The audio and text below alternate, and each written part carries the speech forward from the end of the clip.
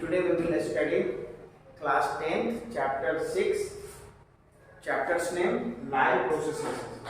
आज हम लोग क्लास 10th का चैप्टर 6 लाइव प्रोसेसेस पढ़ेंगे। इसमें हम देखेंगे लाइफ मतलब जिंदगी जीने के लिए और सरवाइव करने के लिए हम लोगों को क्या क्या करना पड़ता है। पहले basic definition of live processes.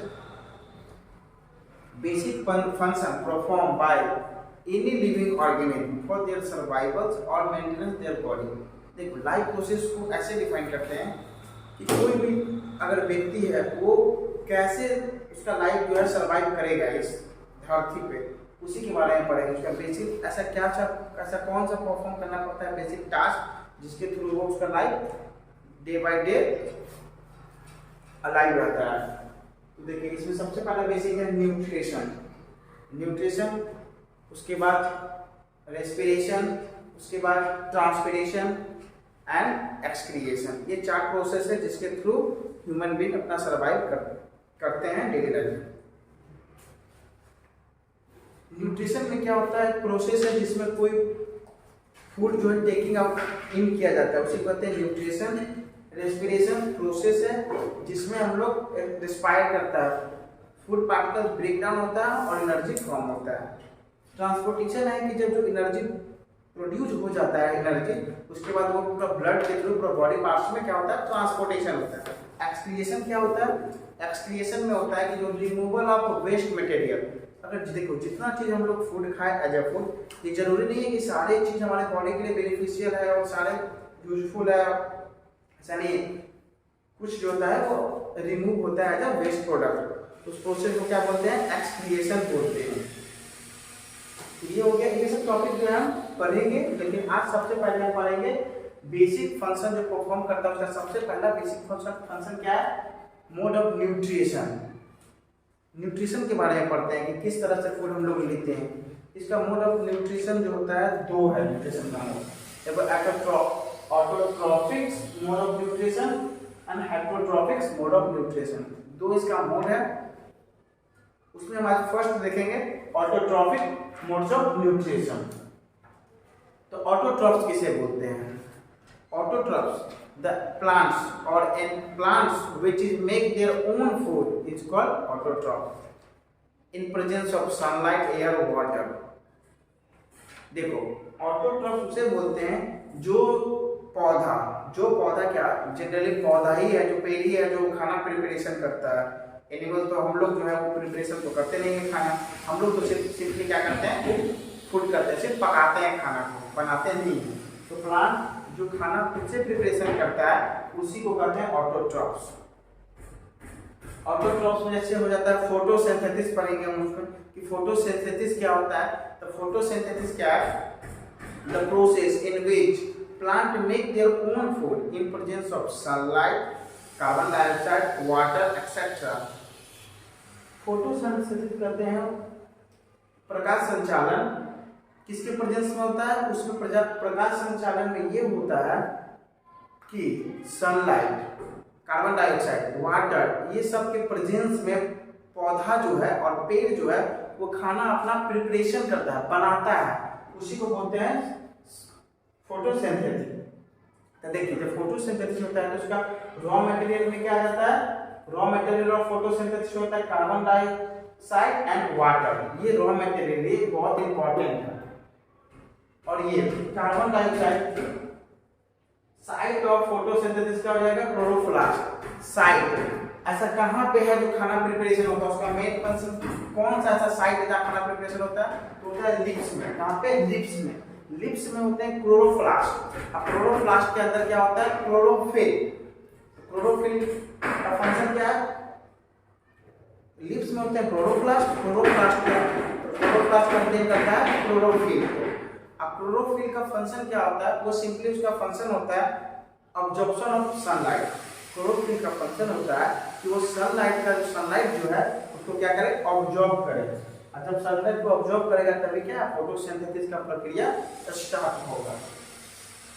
तो जब फोटोसिंथेसिस का प्रक्रिया स्टार्ट होता है तो उसमें क्या होता है कि CO2 जो होता है कार्बन डाइऑक्साइड जो होता है उसका कन्वर्जन होता है, चेंज हो जाता है और क्या बनाता है कार्बोहाइड्रेट्स बनाता है और स्टार्च बनाता है। CO2 कन्वर्जन होकर कार्बोहाइड्रेट बनाता है। ये तो हम लोग देख लिए। अब इसका प्रोसेस हम लोग देख लेते हैं यहाँ पे डायग्राम के माध्यम से, फोटोसिंथेसिस कैसे होते हैं। देखिए यहाँ पे सन है, सन का रे जो होता है, सन है, ये कार्बन डाइऑक्साइड इसमें इंटर करता है लिप्स के अंदर स्टोमाटा के थ्रू कार्बन डाइऑक्साइड इंटर करता है और ऑक्सीजन क्या करता है, वो रिमूव आउट होता है। जब प्रिपरेशन होता है भोजन उस समय ही कार्बन डाइऑक्साइड चाहिए कार्बोहाइड्रेट बनाने के लिए, और उसके बाद एज ए प्रोडक्ट क्या बनता है, एनर्जी बनता है और O2 मतलब ऑक्सीजन और एनर्जी आउट होता है जब कंबाइंड फोटोसिंथेसिस के समय में। ये सनलाइट है, ये ऑब्जर्व करता है। इसमें लिप्स में होता है क्लोरोप्लास्ट, और क्लोरोप्लास्ट कंटेन करता है क्लोरोफिल। वही क्लोरोफिल का काम होता है, उसका वर्क है इसका जो एनर्जी है उसको क्या करे, ऑब्जॉर्ब करे, उसको अट्रैक्ट करे अपने तरफ। सनलाइट एनर्जी क्लोरोफिल जनरली होता है green in colour, green pigment होता है जो कंटेन करता है पिगमेंट। अब हम लोग लेते हैं स्टोमाटा, देखते हैं स्टोमाटा का क्या फंक्शन है।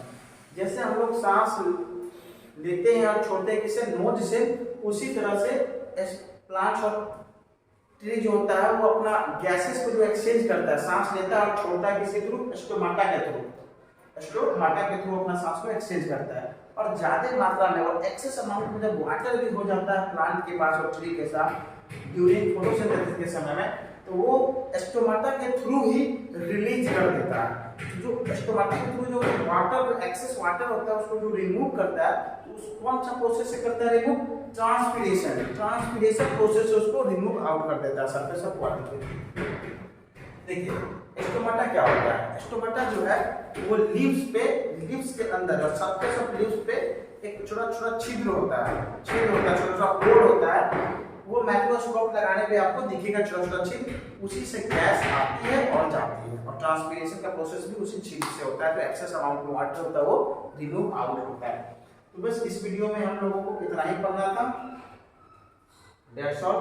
अब देखेंगे हम लोग वाटर क्रॉप्स देख लिए। अब हम देखते हैं heterotrophic mode of nutrition. Heterotrophic mode of nutrition में 3 मोड आ जाता है, holozoic nutrition, saprophytic nutrition and parasitic mode of nutrition. एक एक करके हम तीनों के बारे में देखेंगे। होलोजोइक न्यूट्रिशन जो होता है उसमें क्या होता है, वो एनिमल मतलब सिंगल सेल हो या मल्टीपल सेल हो, मतलब अमीबा हो या ह्यूमन बीइंग हो, उसमें क्या होता है, उसमें सॉलिड सब्सटेंस को हीट करता है और कॉम्प्लेक्स फूड को गेन करता है और उनको ब्रेक करता है किसमें, सिंपलर फॉर्म में। उसी को बोलते हैं जो ऑर्गेनिज्म कॉम्प्लेक्स फूड को गेन करेगा और इंटेक करेगा और उसको डाइजेस्ट करेगा, उसी को कहते हैं होलोजोइक न्यूट्रिशन। सैप्रोफाइटिक न्यूट्रिशन उस मोड ऑफ न्यूट्रिशन को कहते हैं जो एनिमल सिर्फ क्या करता है, वो डेड और डिकेइंग मैटर को खाता है, फीड करता है। The animals who feed dead और डिकेइंग मैटर, जो सारा गला चीज होता है ना, उसे जो खाता है जानवर, उसी को बोलते हैं सैप्रोफाइटिक मोड ऑफ न्यूट्रिशन। अब देखते हैं लोग पैरासिटिक मोड ऑफ न्यूट्रिशन क्या होता है। पैरासिटिक मोड ऑफ न्यूट्रिशन ये ऑर्गेनिज्म जो दूसरों बॉडी को अपना होस्ट बना लेता है और उससे वो क्या करता है, सुरक्षित न्यूट्रिशन लेते रहता है। जैसे एग्जाम्पल अभी कोरोना वायरस हुआ, उसमें क्या था कि वायरस अटैक करता था हम लोगों के बॉडी पर, और वो वायरस था अटैक करने के बाद जिसके बॉडी पर अटैक करते थे उसको एज अ होस्ट बनाते थे, और उनका जितना भी न्यूट्रिशन था, उनके सारे फंक्शन करने के सारे पार्ट्स ऑफ बॉडी को चाहिए, उसको उतना सप्लीमेंट नहीं हो पाता था सफिशिएंट अमाउंट में, वो सारे न्यूट्रिशन कौन लेता था, वायरस से, और तेजी से मल्टीप्लाई हो जाता था। तो पैरासाइटिक उसी को कहते हैं जो दूसरे बॉडी पर क्या करता है, चला जाता है और अपना उसका बॉडी को होस्ट बना लेता है। ये है अब न्यूट्रिशन इन एनिमल्स।